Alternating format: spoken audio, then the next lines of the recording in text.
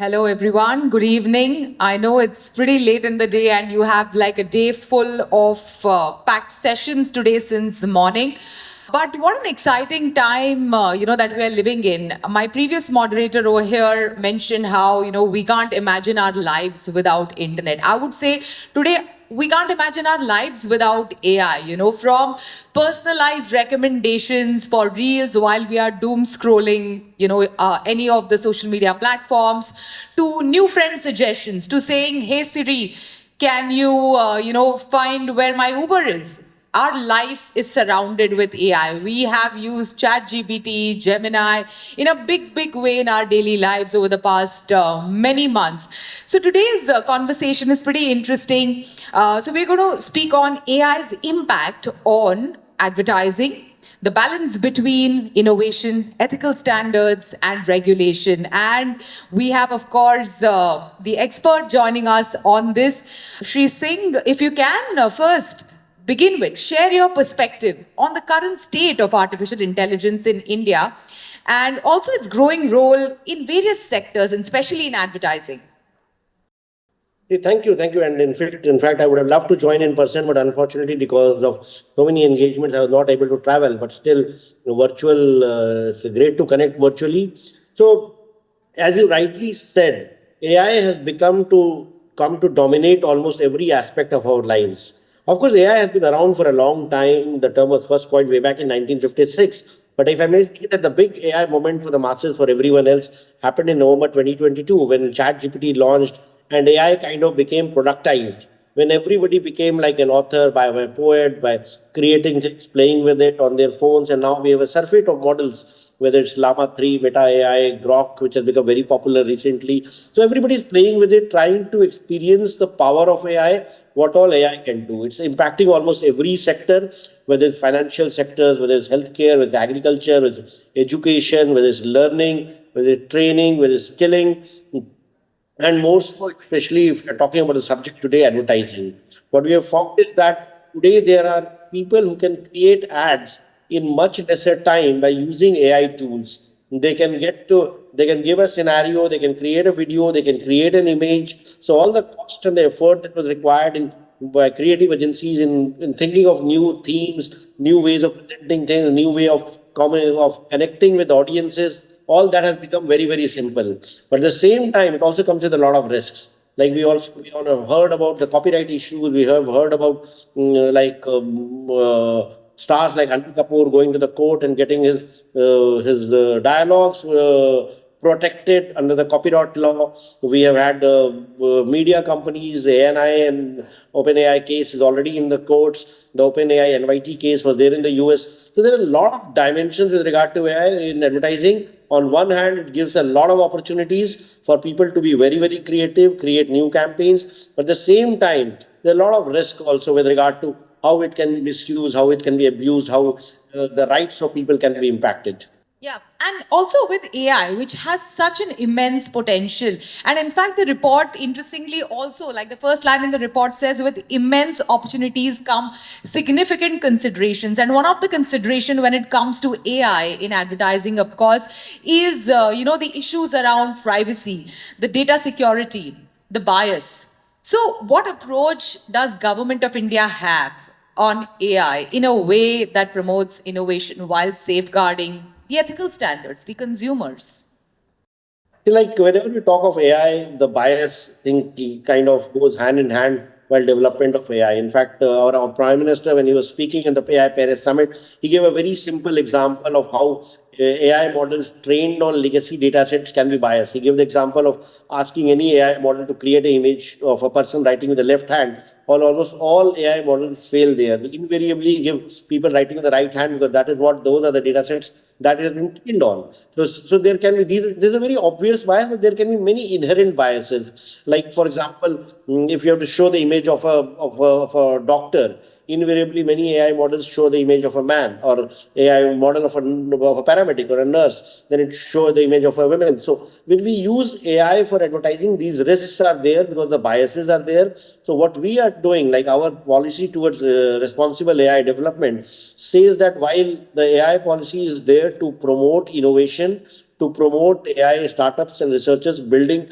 innovative production solutions to solve several problems. But at the same time, they must conform to the responsible AI principles, which will mean that they should not result in any user harm.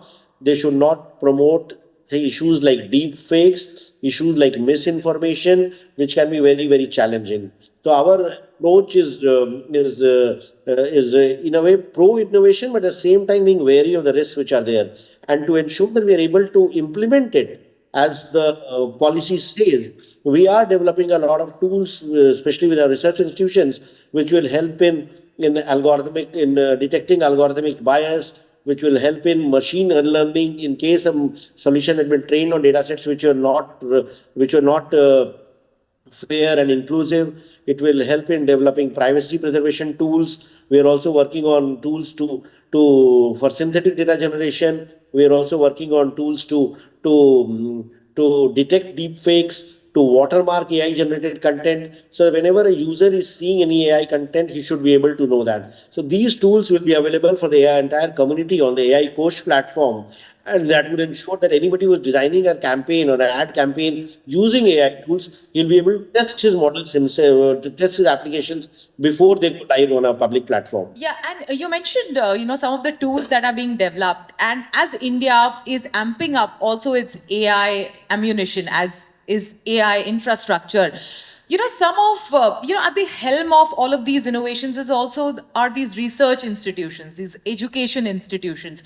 So, how is government working with some of these education institutions like IIT, to better prepare itself, or better create like some of these regulations, some of these tools that safeguard the consumers against many of these negative effects of AI like deepfakes? See, the breakthroughs and the real game-changing, disruptive AI products will come from our startups and researchers. The role of government is primarily to kind of create an ecosystem so that they are able to use their talent to build world-class, state-of-the-art AI production solutions. So towards this objective, we are supporting startups, we are supporting our academic institutions, especially institutions like IITs, for building these solutions. We are all aware of the work that's happening in Bombay, IIT Bombay. Professor Ganesh Ramakrishnan is building the Bharat Gen product, which is funded by the government, and that's again going to be a state-of-the-art foundation model. We are aware of the work that's happening in IIT Madras, wherein the AI for Bharat team has built in the language tools, the Bhashini project, as we call it, wherein seamless translations is possible. Similarly, we have almost every IIT, whether it's Kanpur or Delhi or Kharagpur, they all are working on developing such solutions, and not only working in a single institute, they're collaborating with a host of other institutions so that the researchers work together and develop these solutions. In fact, the three centers of excellence that have been set up, one in IIT Ropar for agriculture, in IIT Kanpur for sustainable cities, in IIT Delhi and AIMS for building AI applications in healthcare. They are also contributing to build robust, scalable AI-based solutions.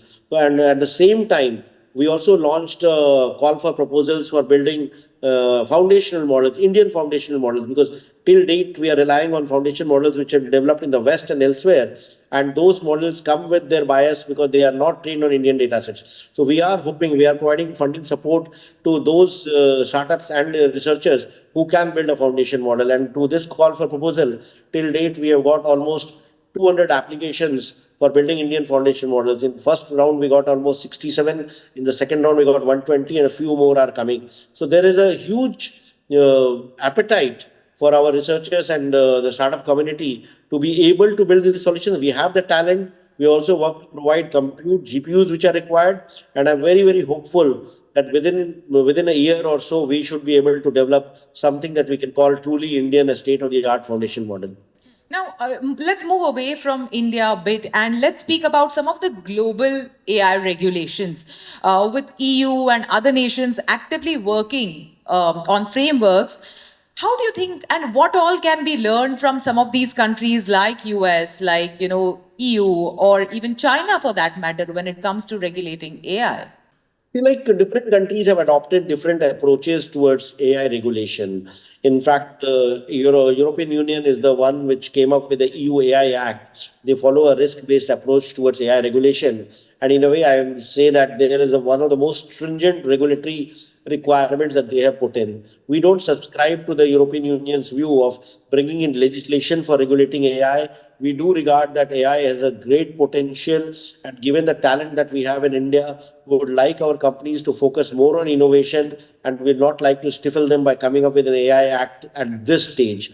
The current risks of AI, whether it's with regard to deep fakes or misinformation, they can be adequately addressed by the laws which are there, by the IT Act, by the provisions under the IT Act, by the provisions under the Bharatiya Nyaya Sanhita, the erstwhile IPC. So at this stage of AI development, India does not feel that we require a stringent AI law similar to what EU has. Because we do feel that if it happens, then it will raise the compliance cost, which will not be in the best of the interest of our startups and our researchers. The US has been like, US came up with their executive order way back in 2023, but the current administration has withdrawn that executive order, had become much more aligned to our approach of AI regulation, wherein the issue of safety and risks was seemed to be much more hyped up than what the risks really are. So US is also currently aligned more towards the approach towards promoting innovation and less towards stopping AI research or promoting development of AI. China is a different ball game. We don't really know what is happening there. They have done some great stuff by coming up with the deep seek model, the low cost model, and of course, we don't actually know whether they had access to the GPUs or not. But China's approach is much, much more different from any other country, and that's not something that a democratic country can follow. What we in India is doing is we are following our own techno-legal approach towards regulation. It has worked very well with our DEPA architecture. It has worked very well with our DPI story. So wherever data is shared in any form, it's shared with consent. The same has been articulated very well in the Digital Personal Data Protection Act. So India has its own approach to regulation. India has its own approach towards personal data protection, and we do believe that just like it has helped our DPI story to evolve and become a role model for the world, our AI solutions will also become something that the whole world will look forward to replicate, emulate. So, I mean, having said that, as AI's role grows in our lives in different sectors and significance grows, going forward, then what is the kind of position that you want to take? Because considering you already said that, we don't want to have that regulatory lens when it comes to AI. And also considering that, the global AI summit is happening in India soon, what do we expect from it? There are two dimensions to it. It's not that we don't. It's not that when we say that we promote innovation and we are not having any AI act at this stage, this does not mean that we are blind to regulation. We are there to ensure that any harm that an AI application or AI model does, that will be regulated, that will be restricted. But there also, we are not there to regulate technology per se. We will regulate the use case. We will regulate the harm that can come there. An analogy can be drawn from the automobile sector. Just like we have automobiles when they go on the road, before that they are tested, they are certified, they are approved, and the pollution norms, benchmarks are there. Similarly, for drivers, you have driving licenses. For traffic rules, there will be traffic rules, there will be traffic lights. You regulate automobile technology to ensure that it doesn't result in accidents, it doesn't result in user harm. The similar approach will be taken for AI-based applications. So if suppose there is an AI application which is used in the field of healthcare, then the concerned regulator in healthcare, whether it's ICMR or the health ministry, they will see that before an AI-based application to diagnose a disease is rolled out, is kind of implemented, whether the results of that solution is within the acceptable limits or not. Similar for a farmer, similar for other sector. In some cases, the risk might be higher. Suppose you are coming up with a AI-based design of surgical operation, where the risk of life is higher, the benchmark will be higher. So, depending on use case, AI regulation will be there, which will ensure that there will be a fair opportunity to develop innovative, creative solutions that can help improve access to public services. At the same time, harm of any kind will be minimized. And With regard to the summit that we are planning, of course, there is a lot of expectations from India, especially after the G20 summits that we held, after the Global Partnership on Artificial Intelligence summits that we held. The whole world is looking forward to our AI summit, which will be held most probably next year in the month of Jan or Feb. There we are looking at showcase some of the products that we have developed in the field of AI. Hopefully, by that time, we will have an Indian foundation models. We have already selected 30 applications across the five themes of agriculture, climate change, healthcare, governance, and learning disabilities. We'll have many more such applications which will be mature by that time. We'll be showcasing all these achievements that has happened. We'll have tools for ensuring safe and trusted AI development. We'll have some AI startups to showcase. So I do feel that when the whole world comes to India for our AI summit, we'll have a lot to show as kind of Indian products, Indian solution, Indian innovation that has happened, and then it will be an opportunity to build partnerships with the global companies in the other countries to moving forward in the journey of AI for larger social good. And globally, whenever I catch up with any of these industry leaders, they say that India and Indians are the most excited about AI. We are the most excited about experimenting with any new thing that comes in our direction, especially in the space of AI. So, with this summit also, sir, if you can also tell us, how does India want to position itself as a key player in the space of AI? See, like our key strength in the field of AI is our talent. We are regarded as the talent garage of the world when it comes to technology. In fact, every major tech company has a large number of engineers, large number of AI experts who are of people of Indian origin. In fact, some of them are actually running those CEOs also of those companies. And then even within India, many of our tech majors, whether it's TCS, whether Infosys, whether Wipro, Tech Mahindra, all of them are providing tech services to the whole world in various cutting edge sectors, like whether it's running their financial systems, running their banks, running their transportation systems. Indian IT companies are at the leading are leading the IT services sector. So there's a lot of expectations with regard to the talent that is there in India. In fact, the Stanford AI Index 2024 report rates India as the number one country when it comes to AI skill penetration. If you look at the GitHub AI projects, Indians are the second highest, in fact, contributor to GitHub AI projects. We have a share of as much as 24% of all GitHub AI projects there. So, given the talent we have, there's a lot of buzz and a lot of expectations to what India can bring to the AI ecosystem, and especially with the support that's coming from the government through the India AI mission. The key gaps which were there, like for example access to compute or access to data sets, those gaps are being bridged and funding for startups is also being ensured. So all this makes it very exciting for all of us, and we do hope that some of our startups, some of our researchers will come up with something that will be game changing, that will be disruptive, that will be state of the art. Yeah. Now coming back to advertising, sir, if you can also give us an understanding on, what is your expectation from this industry when it comes to responsible usage of AI? It's like number one, what one would want is that whenever there's an AI generated content, that has to be marked, that has to be highlighted. Because very often we have seen, in fact, images being shown of shampoo advertisements or cosmetic advertisements where a lot of enhancing, photoshopping is being used. AI takes it to some another level. If we are using AI generated content to create something, that must be highlighted, that must be marked. Second is that this whole issue of this influencers kind of dominating the advertising industry. There also, we have heard about how AI influencers are coming up, so that they are not real influencers; they are AI bot, which created by AI developers, and they are doing that. So whenever there are such influencers, disclosure of that should be made.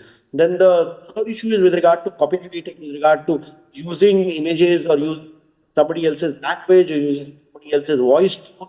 So whenever AI is being used to train and create such videos or such audios or such communication material, that should be kind of informed to the user so that advertising is fair, it's balanced. And then, of course, this whole issue of creative economy being impacted. There are a lot of jobs in the advertising sector were going to be impacted if AI is used to create taglines, if AI is used to create campaign, if AI starts replacing creative people. So we have to be very, very wary about that also. And how do we ensure that our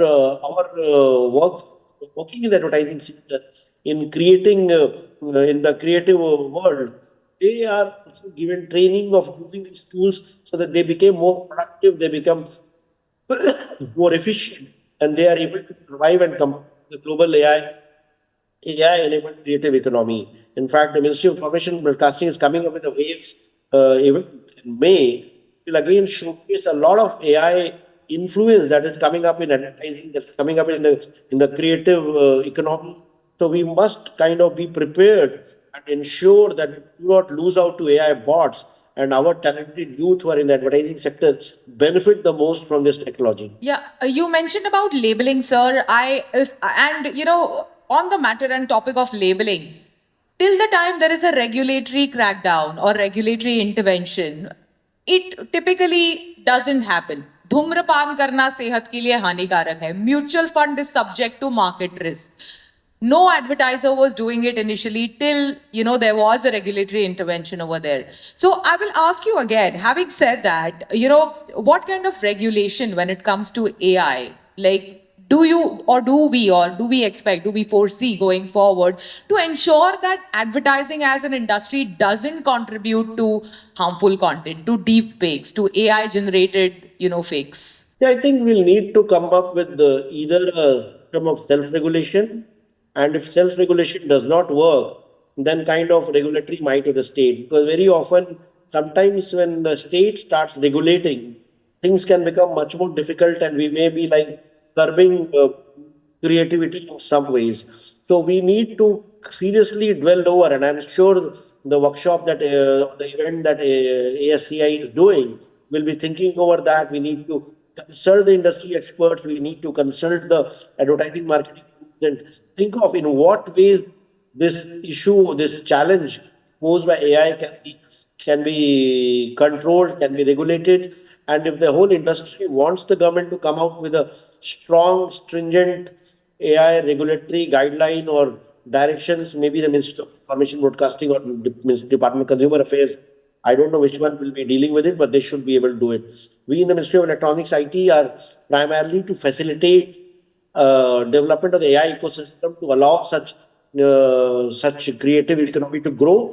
But yes, the risks, if they are beyond a point and they are impacting the industry adversely, necessary regulatory measures will be taken by the concerned Yeah, ministry. you mentioned workshops conducted by ASCI. Also, how is government or government can play a role in aiding AI literacy amongst the brands, the advertisers, and marketers as well? Yeah, the Wave Summit that's happening in May, well, there's a whole section related to AI content, AI related challenges, AI related issues, which will be there. The Ministry of I&B is very conscious of that. And in fact, they are highlighting this in various forums, and Wave Summit will be also another opportunity to do that.